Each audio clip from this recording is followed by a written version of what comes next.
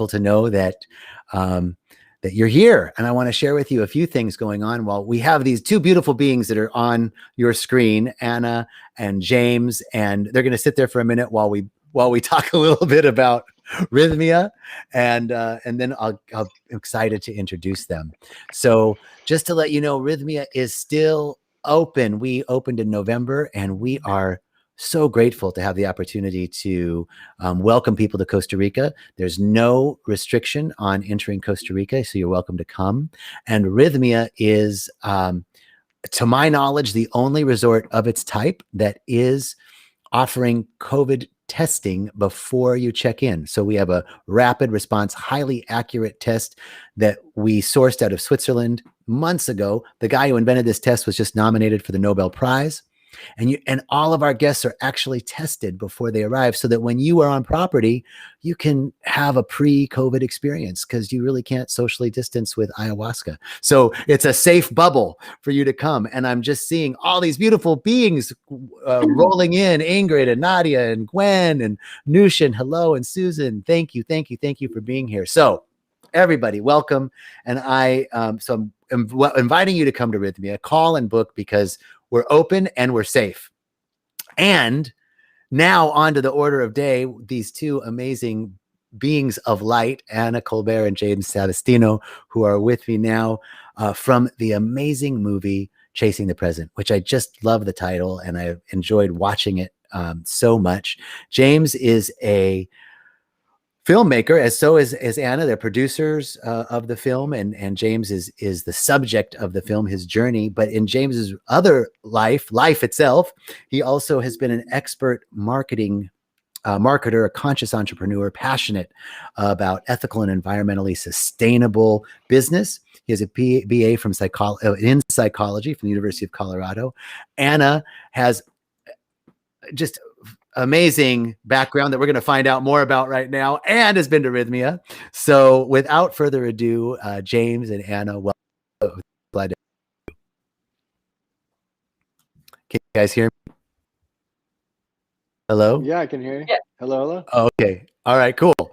Welcome, you guys. So thank you so much for being here and sharing with us. Tell us, if people don't know, you can find this movie, Chasing the Present. Where can they find it?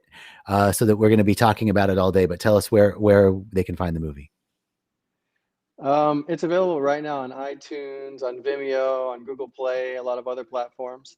And in addition to that, we're currently in talks with Netflix and Hulu. And I think in March, it comes out on Gaia as well. March or April. But yeah, we just signed a deal with Gaia as well. So yeah. Great. And if you go to our website, chasingthepresent.com, there's just a link that shows all the platforms that you can click on to find it. And you're going to want to watch this film because it's so engaging. I really enjoyed all of the spiritual teachers that you got to talk to. And the first question that came up for me is, how did you convince all these amazing people to take time and speak with you? Like, you had some big names and people really interested in the expansion of consciousness. So how did you work that out, man? Well, that was not a man, that was a woman. And I'll let Anna explain how she did that. Yeah, well, I've been a producer for 16 years, so it's my job to reach out to people and convince them to take part in our films. But it's a combination of knowing people, and James and Mark and them reached out to some people as well, like just being in touch with people or having connections so people will introduce you to them, and then sharing your vision and sharing what you're doing. And as the film went along, we could share some clips of what we were showing, and then people would see that we were aligned with their work, and then they wanted to take part. I mean, so just to name a few: Rupert Spira, Russell Brand, Graham Hancock, Prema Baba. Who name some more? I'm trying to recall from memory. Sharon Salzberg, Alex Gray, Joseph Goldstein. Yeah, really great. Yeah, great conversation. So how did you how did you feel having these conversations with these like towering intellects that you clearly were enamored with before you got to meet them in person? Yeah, I mean, I just feel very grateful to be able to have the opportunity to sit down and talk with them. We sat down together as a team and just talked about all the people that inspired us, and reached out to as many of them as we could. And like Anna said, the ones who resonated with what we were doing decided to talk to us, and the ones who didn't get back to us, or they were busy, or people's schedules didn't work. And yeah, but it was really cool. Of course, it's really strange sometimes as well. Like I didn't meet Russell Brand prior to this interview. We met like 5 minutes or something before we started talking. So imagine it's like, okay, we're in England, some weird hotel like room, and we have lights and all these people around getting everything set up, and then like, okay, James, sit there in the chair, and then okay, all of a sudden Russell Brand sits down in front of you, and they're like, okay, tell him about your life. You have an hour and a half. Let's go. And you're just like, okay, here we go. So it was a lot of that, of just sharing with these people for the first time, really deep and intimate stuff on camera. But overall, it was fun, and everybody that we talked to was actually incredible. Like there isn't one person that's in the film that I really didn't enjoy the conversation with. Everybody was great and open and honest and present. I think the level of presence that all of the people that we spoke to brought to the film was just amazing. And that was actually the thing that it really blew me away the most. Was just this level of presence during our conversations. And Anna, were you there for those conversations as well, or were you kind of not able to be there physically? Or no, I was there for most of them, and it's there's always a few more people in the room than just the people you see on screen, and it's such a privilege to be able to listen and to hear all these amazing people. It's like the best part of what I do. I've been thinking about this this irony of self-improvement, right? This idea that ultimately and fundamentally we're perfect, whole, and complete. That which we are seeking has always been here, and it's shedding this belief that we're less than or not sufficient in as we are. But the idea of searching for that is always predicated on the fact that I'm not enough, or there's something missing that I'm looking for, and the truth is always that that which we are seeking is seeking us. It's right here within us. Out of this process of the film and making this film and going on this personal search, what insights do you have around that ironic twist that self-help by definition, self-improvement, seeking to expand our consciousness is inherently reaffirming the very thing that we're looking to escape from? Does that make sense? It does. You want to go, Anna, or do you want me to? Yeah, I can go a bit. Well, I think I would look at it more as that I was seeking happiness, and really I was seeking contentment, and that's what I feel. Everything I'm doing is all these self-improvement. Yeah, maybe it makes me a more efficient person, or it improves my life mostly in how I feel internally. And I get happier and more grateful every year that I continue on this journey. And I wish I could sit here and say, I'm done, I'm totally content. But I feel if I reach that place of just complete contentment and peace, then I will no longer be looking to improve myself. That's how I see it. Nice. Beautiful. What would you say, this idea, some of the big ideas that were brought up in the film, this deconstruction of self and the ego, right? This idea, Rupert Spira was talking about that we get lost in the objective experience, right? And this idea of that you just mentioned, and of finding contentment and happiness is always the activity of returning to subject, not and moving off of object, right? Moving off of the objective experience and coming back to the subjective experience, to being present to that which is so. and inherent in that is this idea that the ego is kind of screwing everything up. So what new relationship, James, do you have with ego and this idea of subject and object and your sense of wholeness? I guess the other piece of that question about seeking that which we already inherently are is that, how do you feel at the end of this project? Because we know it's not a one and done, right? We're not like fixed now. There's always more to go. So kind of two sides to that question is your relationship with your ego after this process, and where are you at along that continuum of the expansion of consciousness? That's a good question.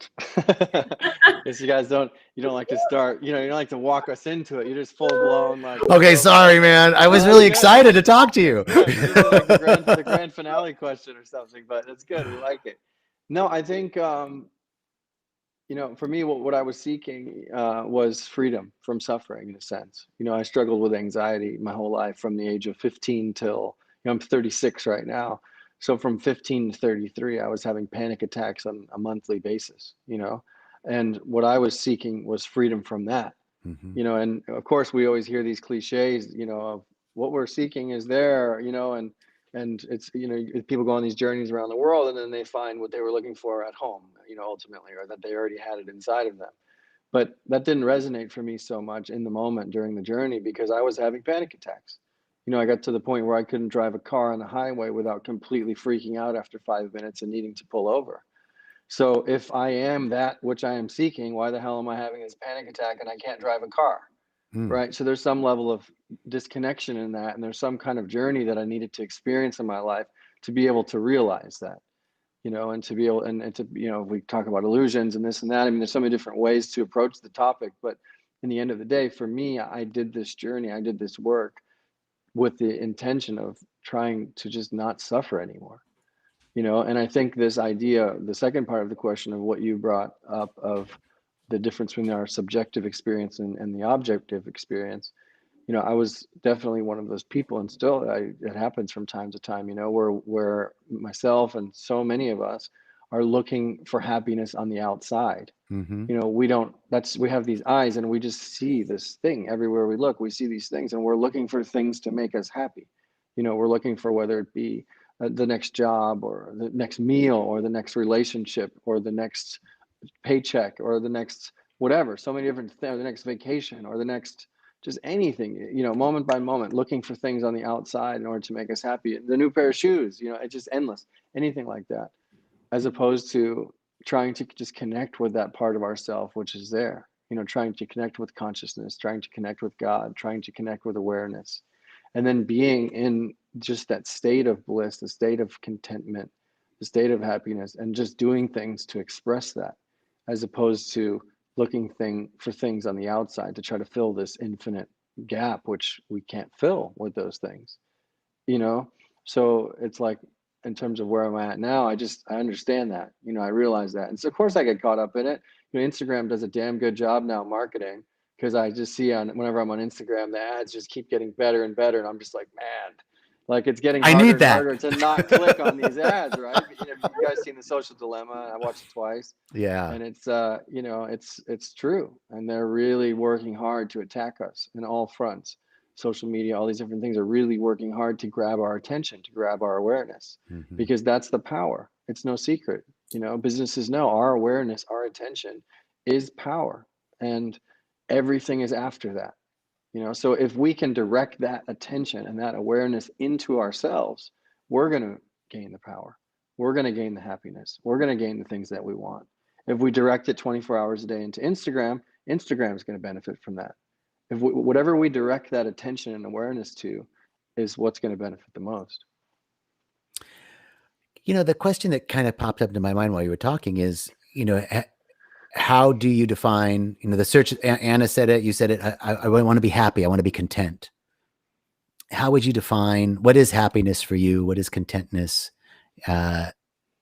Maybe what did you think it was before this journey, and now what do you think it is now, or what is it for you now? To either of you.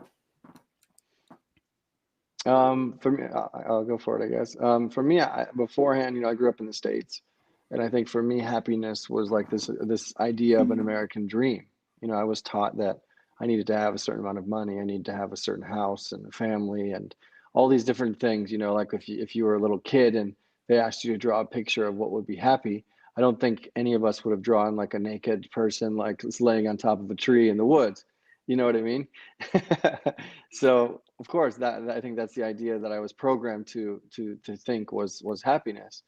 Where I think now it's more of an inside out approach. Feeling free, not having anxiety, for example. Waking up and just feeling like like feeling like just like content, just okay with what is, and being present. Being able to be more in the moment and less distracted and less pulled away from the moment. So for me, my happiness and my level of mental health is really related directly to the quality of my presence. And I know that if I am, going a week with being really unpresent and being really a lot in my phone and totally distracted from my true self, my happiness level is going to be down.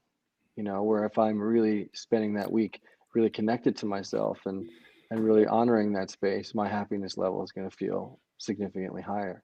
Mm-hmm. And Anna, Anna, I think it's the same for you, right? It's like when you go to Topanga and you're in your cabin writing and stuff like that and alone and just connected, you feel better, right? Yeah, I do. The less I'm on my phone, the better I feel. But I did not realize that my happiness was 100% based on my perception. Like I didn't realize I had that power. I just didn't realize I was creating my anxiety and my self-hatred, and nothing is ever good enough. And so before, like James, like I think most of us are trained, I just kept thinking like, I will be happier when,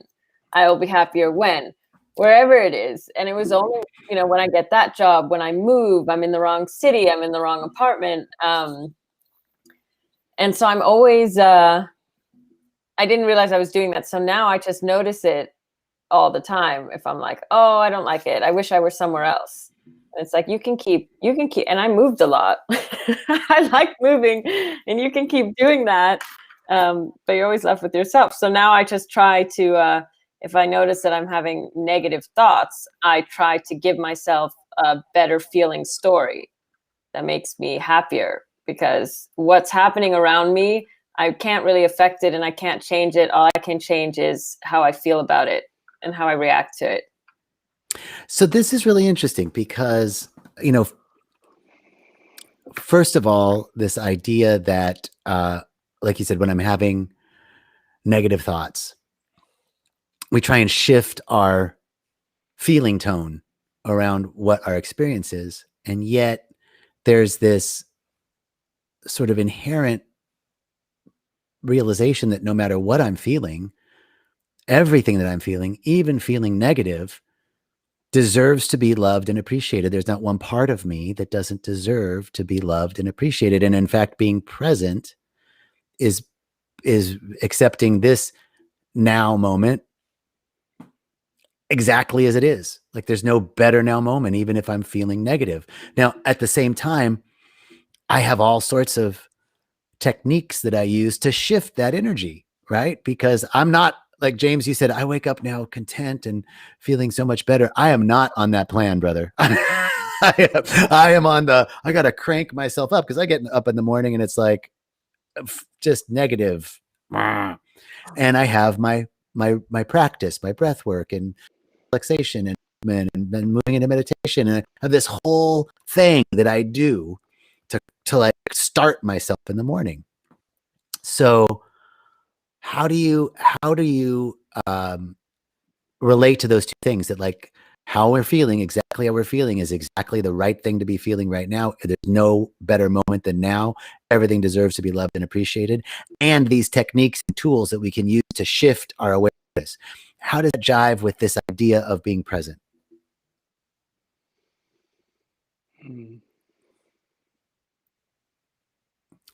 And maybe I asked the wrong question. Does that make any sense? No, it's a good question. I just wanted to feel into it. It's a good question and deserves a good response. I think it's just really, as Anna said as well, but, accepting yourself in that moment. For example, if you have a hard time waking up, it's not about like getting pissed off at yourself and being like, why am I waking up in a bad mood? Why do I need to do these practices? Why do I need to do this? Why is anything different than the way it is?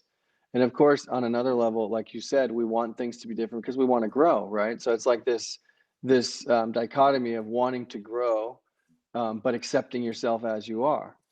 But why can't we do that? And for me, of course, I would have a panic attack, being a full-blown anxiety thing. But it was only when I really could truly accept that and just sit with it and allow it to be there that it actually started to go away, and I actually stopped having them. It wasn't like, okay, here's the anxiety. Now I need to do, 200 breaths and I need to count to, 50 backwards and blah, blah. It was actually not about doing it all. It was about fully accepting that and allowing myself just to completely feel it and not run away from it. And that's kind of stuff is what's possible in the present moment only. It's not like, okay, I'm just going to feel this anxiety now, and tomorrow I'm going to start doing my stuff, whatever, and it's, everybody, I do practices too, and everybody, most people that I know do some kind of practice, whether it's a 5-minute meditation or they're doing yoga or they're writing in a journal or they're doing some breathing or something, in our zone and in your community, I'm sure that most people do something. And maybe they go off track for a week or two or a month or a year and they don't do anything, and then they come back to that place. And just that's what it's about. Life is a meditation. And when we fall off of it, just like when we're meditating and the mind starts to come in and it distracts us, what do? We come back to the breath. We come back to that moment and we accept it. We try our best not to get pissed off at ourselves because we got taken by a thought for 5 minutes and we were in some dreamland or whatever, but we just come back to the breath. And we just come back to it, and that's the practice. It's just always coming back to that moment over and over again. And I think I'm not in this place, but at a certain point, once we do it enough times, I think we just stay there. Like, did your mom ever tell you when you were a little kid, like if you made this face, it was going to stay like that? Or someone could hit you in the back of the head and the face would stay like that. I think it's like that. If we do that enough times, eventually we're just going to be there, and be in that state. And I felt like I experienced that certain times in my life, and I felt like I've definitely been around people who experience that more often. So I don't know if that even came close to answering your question or anything. Just sharing what came up for me. It was a beautiful response, and the anxiety you felt for so many years was not only addressed through meditation and awareness, but also through some plant medicine.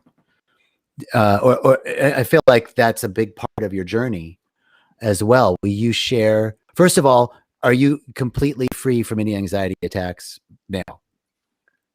Yeah, personally, I haven't had a panic attack in 2 or 3 years, but sometimes I feel anxious. Sometimes I feel it coming up a little bit, especially now. Most of my businesses are closed down except for one. And it's a tough time in the world to be a business person, to be, it's just tough for everybody. And it's crazy, unless you're Jeff Bezos, you're having a hard time right now, and I'm sure he's probably having a hard time too. But it's tough. So I feel it for sure. It's just my response to it is different, and how I feel it. But I want to hear about, since you brought up the plant medicine stuff, I want to hear, I'll happily share my experience too, but I love to hear Anna's because I haven't really heard that much of it since she's been out to see you guys last month. Yes, Anna's experience at Rythmia. I'd love to hear that too. Well, I'm completely transformed. Of course, everything is different. Well, wait. I want to stop you there. I mean, I so appreciate that accolade, but there's always more to go, right? So like, did you really mean like I'm completely transformed, everything's different, or tell me a little bit more about that? Because I want to hear that from you. I want to talk about that point too, but I want to hear Erin's response, but what you said was interesting. Yeah, no, I was just going to say like why I went in the first place. Cause they went in the film when I hadn't started wasn't part of the film then, and I don't know if I would have gone. Like I was very resistant to ayahuasca for many years. I feel like I'm like the last person of people that I know. That's not true. There's lots of people who haven't done it, but from my community, I was like, I'm one of the, I hadn't gone, and I just felt I had been working on myself for the past 7 years, and I do it all the time because I love it and because it's fun and I love psychology and it's community for me. And there's many reasons. It's not just it's not because I'm suffering so much anymore. It's because I really enjoy it. And I felt there were certain blocks that I just couldn't like I could see them and I just couldn't like change them. And and no matter how much I was trying or was going very incrementally, and I've always wanted to do ayahuasca, and I've heard so many wonderful things, and that it was a healing medicine. And I have that fear, that it was going to be scary and it was going to be hard, and maybe it's just a drug. Like even hearing all the stories, I had those fears too. Mm-hmm. And then I really understood, and it was really hard. So I finally went. I don't know if like, it's not that different. I'm not like a totally different person, but I feel like it did dissolve something that I couldn't dissolve. Like it like sort of took a story from my subconscious that I was having a hard time getting rid of. And I am much more peaceful. And I was there a month ago, and I'm just in general, I have just so much more patience. Like internally, I'm just much more patient and just calmer. And I'm just saying, like, I'm living with my parents because it's COVID times, and this is what you do when you're grown up. You move home. And there's a huge difference between my patience with them with like from before and now. Now I'm like, it's all fine. You barely annoy me. No, I love but that. You did just move back in with him, right? Has it been long enough yet to get annoyed? No, I don't know. I did have to leave for a few weeks. And well, I think what James said earlier was, it's more about how we relate to it, right? I love that Viktor Frankl line. We can't really change anything in our objective experience, but our ability to respond to external stimuli and how we choose to respond, which gives us more power it's the only thing we have power over. And so I was asking you a little bit because I think people come to Rythmia or come to any experience seeking a complete, like, oh, I'm going to do this and everything's going to be better. And it's really not that everything's better. It's that I have more facility with my ability to respond to what life is presenting to me. And I does that resonate with you and your experience, Anna? Yeah, definitely. I definitely don't want it to sound like I went and then now it's like everything is just different. I mean, like nothing bothers me anymore. I feel like I got a really powerful tool in my tool belt. And even like we say in our film that ayahuasca is just, the start of a long journey of, self-inquiry, and you do need to continue the practices. Like I don't think it's like if you just do it and then you'll be changed and then you never do any other practices after that, which even they say at Rythmia as well, to continue doing a daily practice. I think then it would be easy to fall back. So, but I do think it showed me something. It just showed me things from a different viewpoint, like a different perception, and that you could tap into something. And I really have tried to like go out into nature a lot and just like the wonder that it showed me of the universe that I knew was there, but now could really see it, and seeing how things are just happening, and like whether you believe that it's all being designed by someone or somebody is controlling it, a higher power or not. It was just really special to see that and to like walk around and see the wonder of the world. I think this is a beautiful, like that feeling of just being in awe with life, right? Like, yeah, such an amazing piece. And so how was your experience with plant medicine? Please share with the audience a little bit about what you experienced and how it has transformed your relationship to what you're going through. Because life is still life.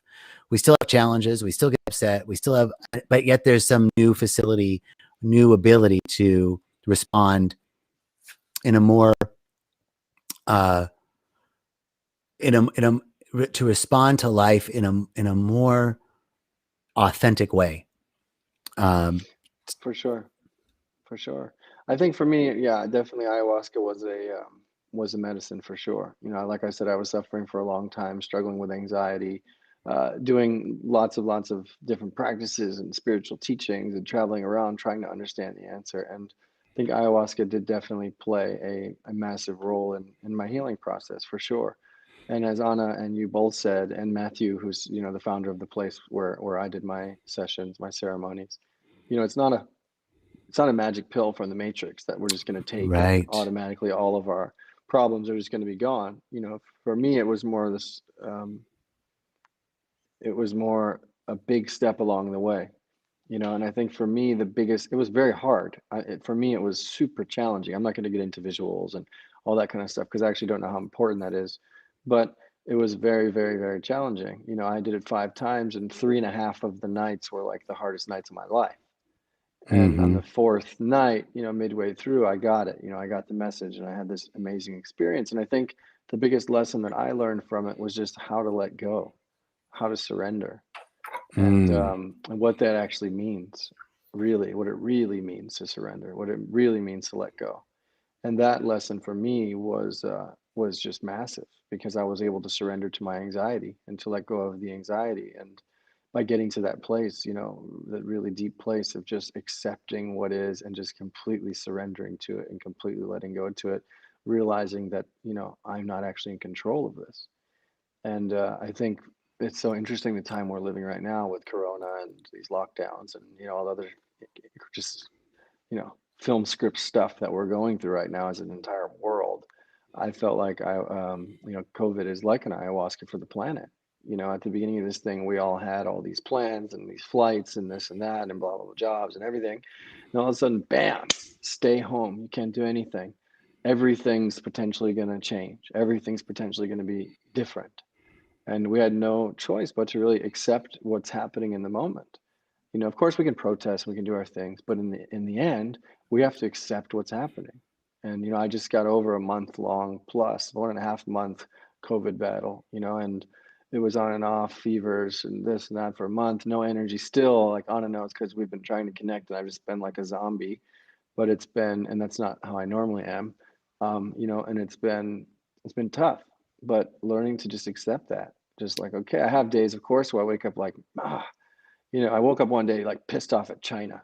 You know what I mean? And I was like, what's going on? Like, why is nobody mad at China? Like, how is this happening? Why is nobody There's a good questioning number that? of Right? people mad at China. Yeah, I was like, what? You know, but I realized like, wait a second, am I like, what am I gonna do here? I'm like mad at China? Like what, you know, and I let go of that quick or whatever. And some days it's like, oh, okay, I have no energy. And for some reason it is like this. And I'm gonna just lay in bed and just accept the fact that I'm not feeling well and just feel what needs to be felt. Because obviously there's something here that's keeping me down, that's telling me to feel something. So for me, going through COVID and just watching the world experience COVID really reminded me of an ayahuasca session.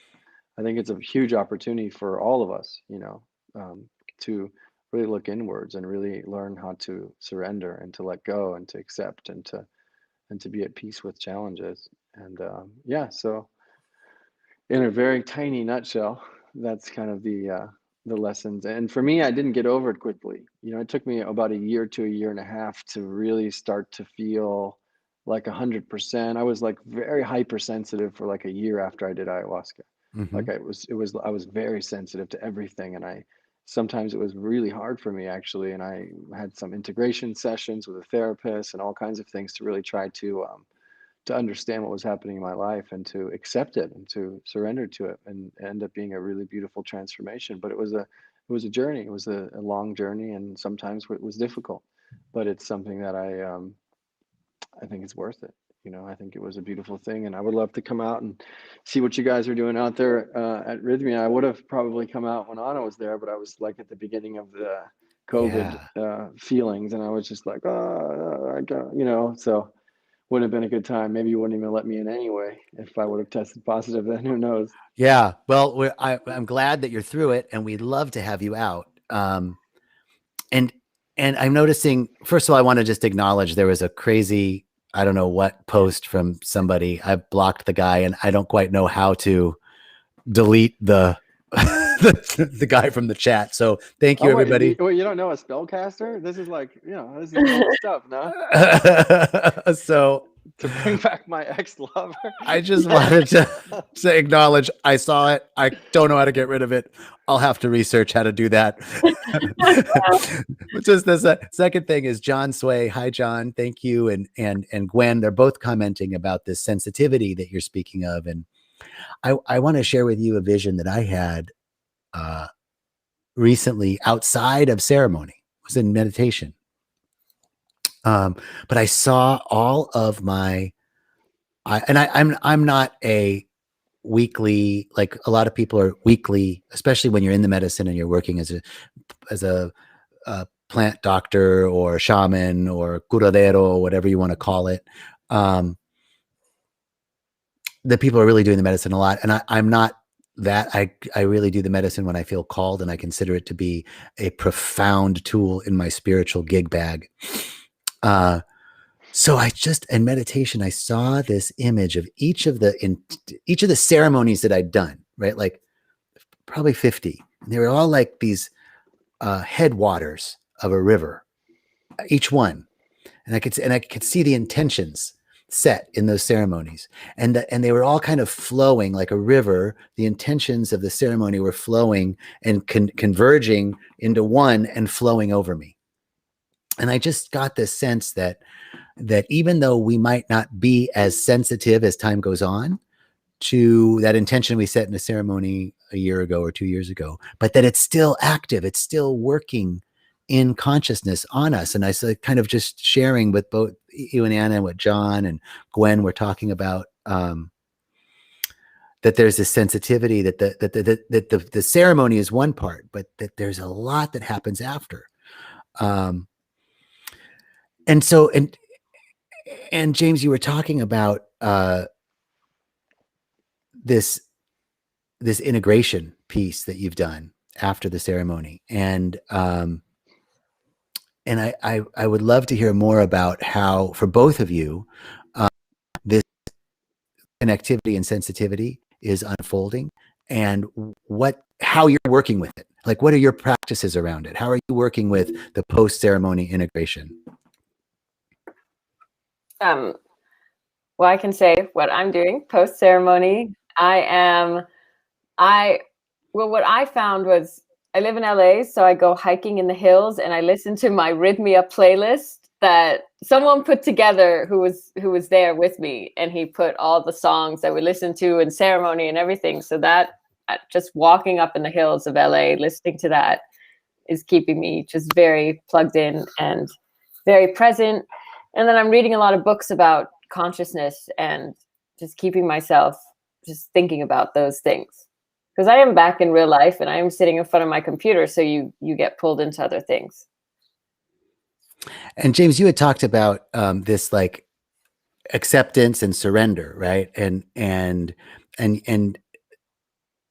yet we have to, there's action that needs to be taken, right? In the world, we're in the world and not of it. I'm really interested in this idea of accepting it so, but not being a doormat. Like, when for you is action called forth? When is it acceptance and surrender? And when does right action fall out of the awareness that you receive from the surrendered acceptance state? Does that? Yeah, I understand completely. I think a good one is, I can use the relationship with my father in that one. Maybe a lot of people can resonate with, the relationship with their families, or a romantic relationship, or a friendship, or something like that, right? And it's this idea of, like, I think what you're asking about kind of is like, how do you surrender and accept but have healthy boundaries at the same time? Where is that balance, right? Of how do we not just letting people take advantage of us because we accept everything and surrender to everything. And I think Right. where that point is for each person is, it's your own space. You have to find where that is. But it's clear. And it's, all these practices and all these things, for me, they're just opportunities to be able to hear myself better. They're opportunities for me to be able to connect with my intuition more and to be more clear on which voice that intuition is and which voice that feeling is. My true self, that inner voice that's there for all of us. Which one is the right one? Because there's many voices. I mean, maybe I'm the only one that has many voices going on at the same time, but I hope not. No. Can you guys tell me that you also? Okay, good. There's a whole conference going on in here, Cool. So there's one of those that's probably like the one that's right more often, and how do we get to the place where we can connect with that one more often, where we know like, oh, that's the one I need to listen to. So all these practices, all these things, medicines, all these things, they just really help me fine tune like which one that is and how to connect more with that. So if I use the relationship with my father, for example, he's like a professional boundary crosser. Like that's what he like trained to do his whole life, is like, how do I cross my son's boundaries? Those were some profound, I have to say, those were some of the really most profound, engaging for me. Like watching your interaction with your dad in the film was really amazing and profound. Yeah. So yes, please. I just wanted to say that. Well, it's just like, growing up, I didn't know that he was crossing my boundaries, and I didn't know that I was strong enough as a person to even be able to stand up to him or to be able to have those boundaries. It's like my dad, this big, strong guy. I'm this little kid. Like I can't, when we're small, we don't know this kind of stuff. But as we grow up, we start to feel it like, wait a second, that doesn't feel right. And maybe we're in relationships and stuff, lots of men, women, everyone are in relationships for a long time where they have that inner feeling of just like, wow, this isn't right. This isn't okay with me. But for one reason or another, we stay in that situation, sometimes way too long, sometimes until it's too late. So through these practices, through medicine, through all these different things, we start to just listen to that feeling more and stand up more for it. And now, for example, maybe starting 3 years ago or so, even only until that point, there's times, where my dad crosses the line. I say, hey, look, that's not cool with me. That's not okay. I'm not okay with that, and I say it straight up. Or if he's, acting a certain way with my mom, for example, I say like, hey, that's not cool. Don't talk to her like that. I don't appreciate that. That hurts me. And just being able to say that, I feel like, and the responses that I've got from him, it completely surprised me because I was so afraid to do that, but I've seen like what it does, and it's actually turned into being a beautiful thing, and it's improved our relationship a lot. And that doesn't mean that he doesn't stop crossing my boundaries, because that's what he does for a living. But like being able to set that boundary and hold that space is awesome. And I think that's one of the things I'm most happy about and grateful for through all the work that I've done, is learning how to hold that space and keep those boundaries. So I think it's not about letting go and surrendering is not about letting people walk all over you. It's not the same thing. It's not like that, doesn't have anything to do with that. Like letting go and surrendering is really just accepting the moment as it is. But it doesn't mean that we can't be in that moment, that we have to like pop out of the, if the moment's a bubble, that we have to like disconnect from the bubble and like look at it from the outside. No, we're still in that bubble. We're still a character in that bubble. And all these things that we've learned throughout our whole life, help us to find that balance. And it's a very difficult balance to find. And everybody's, we were on these teeter-totters when we were little kids, and everybody's weight on that teeter-totter with every person who's on the other side is always different. And just figuring that out just takes practice and courage and strength and work. And it's a beautiful process.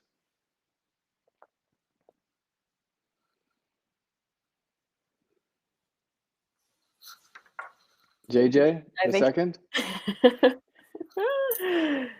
You go, Anna. How do you, just what do you think about that? And how do you feel about it in your own life? Well, I got so wrapped up in your answer. What was the exact question? How do you? We lost him, but he'll come back. Okay. How do you find that balance? Learning how to surrender to the moment, but still like not letting yourself be a doormat, basically. Yeah, well, I'm learning the same thing as you, to just speak up for myself and to vocalize what's okay and what's not okay. But for sure, my old method of like snapping at my family members, you know, that doesn't get me anywhere. And like just, or being passive aggressive, or ways in which I just didn't know how to communicate. I didn't have anyone teach me how to communicate. And, you know, just like yelling at someone is different than just sharing, like what you said, like that wasn't okay with me, or you hurt my feelings, or, you know, and just looking at it from your side rather than being attacking. Yeah, exactly. And you want to share a little bit more about your time at Rythmia? Because I want to hear more. I'm sure everybody else does too. Yeah, well, it was crazy and wonderful and very helpful. And you know, one of the things I thought for me was the greatest, especially at Rythmia, because you have class, so they really prep you. And I was so freaked out before I went, and you just hear all the time, like, trust the medicine, trust the medicine, trust the medicine.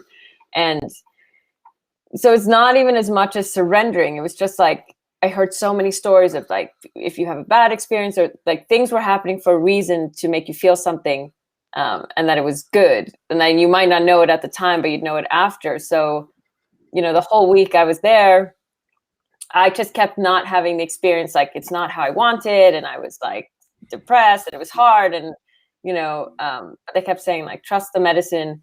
And then it, you know, in the end, I saw the reasons why everything was happening, but I brought that into my life now. So there's still things happening that I don't like. I still don't get everything that I want, but I'm trying to just like trust the universe that whatever it's doing to me for a reason. And that was one of the biggest gifts I got from doing ayahuasca and really seeing that. Okay, can you guys hear me? Yes. Now you're back. Welcome back. Thanks. So you guys were on the air. I was off. Was that what was going on? Yeah. Yeah, we kept it rolling. I'm so glad. Awesome. Oh, I love that. Thank you, Spirit. That's perfect. I was like, oh no, I don't know what happened. My computer froze, and all of a sudden it shut down. I got this weird screen, and so I'm so grateful you guys continued. Amazing. Thank you. And okay, so what do you guys want to talk about? Where are we at in the conversation? What did I miss? We finished up with you were talking about, and then Anna just showed more about her Rythmia experience. Ah, beautiful. What exactly I don't know so much, but maybe do you want to say a little bit about Rythmia? I'd love to hear more. Absolutely. Well, you know, Rythmia is a medically licensed ayahuasca retreat center. It's called Rythmia Life Advancement Center, and we have a very specific process, right? So you can do ayahuasca anywhere, but there's a very specific configuration of ancient traditions and modern techniques. Because we are licensed by the Costa Rican Ministry of Health, we have a full clinic on property, MDs, psychologists, PhDs, as well as our shamanic staff who are trained in the Shipibo tradition under Taita Juanito, Shando, and Mitra Polti, who are of this Colombian tradition, right, of the Amazon basin. So it's that combination of ancient technique, ancient practice, ancient tradition, and modern technique. And so that includes colonics and mud baths and breath work and meditation and yoga and plant medicine and metaphysical classes and, you know, guest teachers like Graham Hancock and Bruce Lipton and Michael Bernard Beckwith and Anita Morjani and John Gray and this whole bevy of, you know, Greg Braden and Russell Panache Desai all come. So there's this combination of modalities, of healing modalities, combined with the plant medicine that elicit a very specific result. And as Anna knows, when people come, we have 3 group intentions. And those 3 group intentions are that you see who you've become, merge with your soul, and heal your heart.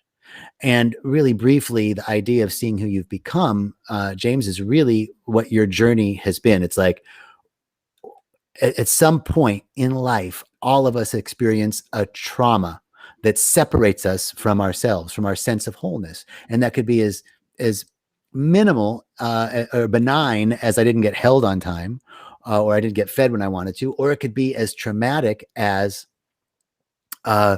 physical, mental abuse, or anything on that spectrum. Whoever we were at the moment as a child, ages 0 through 6, we say, who I was being at that time isn't enough. It's not enough to get my needs met. If I was enough, I wouldn't have been abused. If I was enough, I would have gotten this, I would have been held, I would have been fed. And we separate from ourselves. And so, like your story, James, might be like, and so I had to become the successful entrepreneur. First, I had to become the drug addict. Then I had to become the entrepreneur. Who do I need to be to get my needs met? This search for happiness. And it's a fundamental keystone lie that eventually leads us to a counterfeit or bankrupt currency. So the first thing the medicine does is show you who you've become as a result of that split. And the act of seeing who you've become is the act of merging with your soul. The act of seeing that why you think you're separate and what you think you need to get your needs met is the act of returning to a state of wholeness. And we say that plant medicine done wrong will answer every question. Why am I this way? Why should I, should I be with this person? Is this the right job? But plant medicine done right eliminates the questions, because from a state of wholeness, I know what resonates with me. So then the first step is see who I've become. The second intention is to merge me with my soul, return me to a state of wholeness that inherently I always already was. And the third piece is to heal my heart, to forgive the unforgivable. And so these three intentions constitute for us a miracle. And we say that Rythmia is about awakening to miracles, and that, and we do keep some data. We're a pretty data-driven company. And at the end of your stay, we give you a survey that says, how are the colonics? How was the food? Did you like the rooms? And did you get your miracle? And at the end of the stay, 95.86% of our guests say, yes, I got that miracle. But more impressive is 6 months later, we send out another survey. Because we've all been to a retreat and 3 days later been like, I felt so great when I left, but I don't feel, did I go? Did I really get that? 6 months later, we send out another survey, and 97.55% of our guests say that not only is that miracle still active in their lives, but that was the week that changed their life. So I'll put a period on it there, but that tells you a little bit about Rythmia and about what we're up to in life. Amazing. Thanks for sharing. It sounds super cool. I'm definitely going to come check you guys out. Let's talk about that. We'll connect once again off air and see how we can work together to bring that to pass, because we'd love to have you. As I said before we got on air, the time always flies, even if I'm not here, even if I'm not on with you guys. And I want to thank you for being such good stewards of Rise Up while I was flying off. And I do want to ask you one last question before we go, because the time has flown, but I always like to ask this question. If you were in my shoes, and you already actually did ask me a question, but if you were in my shoes, what's the one question that you would have wanted me to ask you? What's the one thing that I didn't ask that you wanted to ask or wanted to be asked? Or is there something you really wanted to share, I guess is the question. And if not, here's another. Or yeah, you have something, James? Yeah, nothing I want to be asked. I just think it's a really difficult time right now, on the earth. It's a really difficult time on this planet. And I know that it's not talked about as much, but the rates of depression, the rates of anxiety, the rates of suicide, the rates of just mental health disorders, or the things that people are struggling with, are at all-time highs right now. And I think there's so many resources out there. And if you're suffering, I think it's really worth it to try to figure out how to end that suffering. From my experience with other people and with myself, the more that we're suffering, and the deeper the suffering is, the more incredible it is once you heal from it, and the more beautiful it can be. So I really just think, if anybody's going through a really hard time, to reach out, like places like you guys, or so many different sources on the web, and resources for people. Feel free to reach out to us on social media or on our website or whatever. We have a lot of great resources, and I'm also happy to talk to anybody. And I just think, if you're struggling, there's definitely a chance to heal from that, and it's worth looking for. It's worth living. You know, it's worth trying to figure out how to overcome that suffering.